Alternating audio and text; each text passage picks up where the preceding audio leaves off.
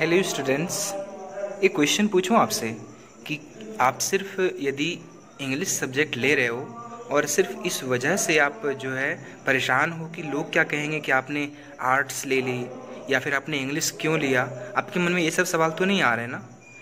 हाँ, मैं आज इसी को बताने वाला हूँ आपको कि आखिर इंग्लिश लें तो क्यों लें और लोगों को क्या जवाब देंगे। इस डर से भी कितने बच्चे अंग्रेजी सब्जेक्ट नहीं चुनना चाहते हैं हायर क्लास में।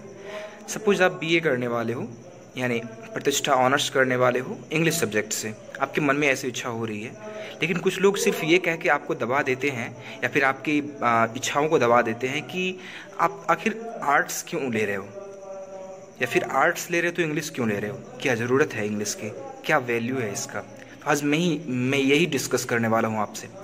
तो सबसे पहली बात कि जो लोग ये कहते हैं कि आर्ट्स लेना गलत है, वो बिल्कुल गलत है, क्योंकि ऐसा नहीं है कि आर्ट्स सब्जेक्ट से कुछ भी कर पाना संभव नहीं है।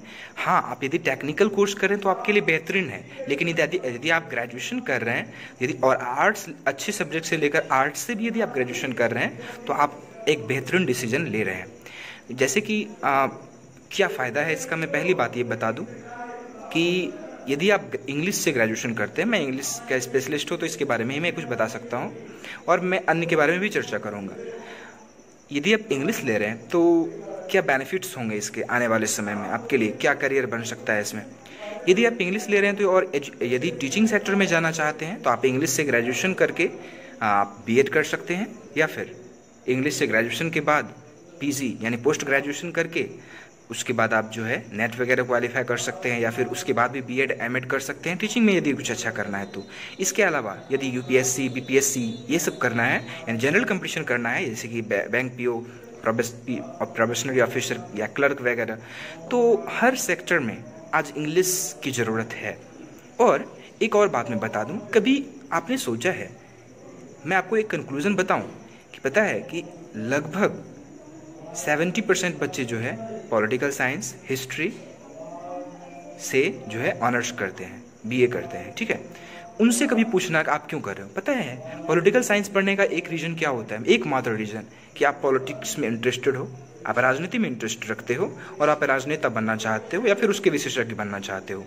तो कितने लोग जो कि पॉलिटिकल साइंस लेते हैं वो नेता बन जाते हैं। आप मुझे एक उदाहरण दे दीजिए, और आप मुझे ऐसा नाम बताइए जिन्होंने इंग्लिश से ग्रेजुएशन करी हो अच्छी तरीके से, रेगुलर होकर, कॉन्शियस होकर, और उन्होंने कुछ अच्छा ना किया हो।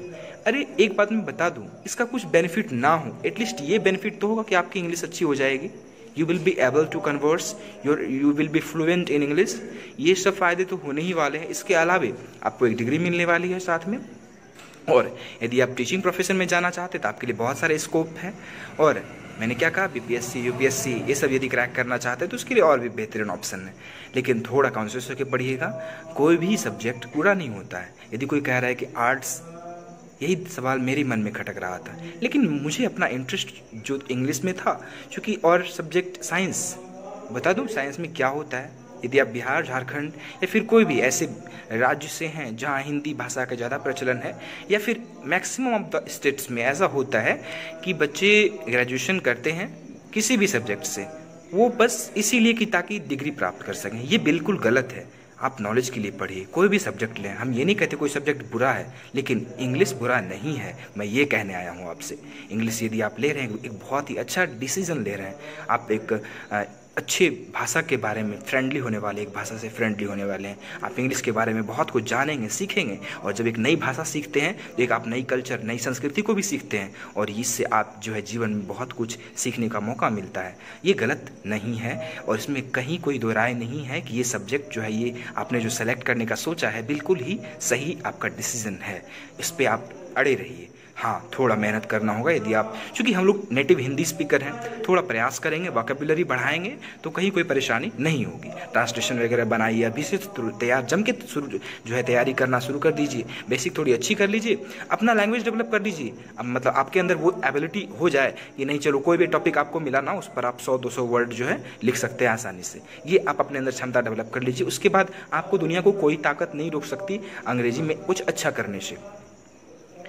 अब मैं जहाँ तक अपना एक्सपीरियंस शेयर करना चाहूँगा कि ट्वेल्थ में मुझे अंग्रेजी में कुछ खास मार्क्स नहीं था, 65 मार्क्स था, लेकिन वैसे ग्रेजुएशन में भी 61.5% था। तो इसका बेनिफिट क्या होता है, मैं भी टीचिंग में काफ़ी कुछ अच्छा कर पा रहा हूँ। हालांकि ग्रामर पढ़ने का मौका नहीं मिलता है, लेकिन पता है ग्रामर भी अच्छा आपका अच्छा हो जाता है, भाषा में आपकी पकड़ हो जाती है। तो ये सब वजह थे।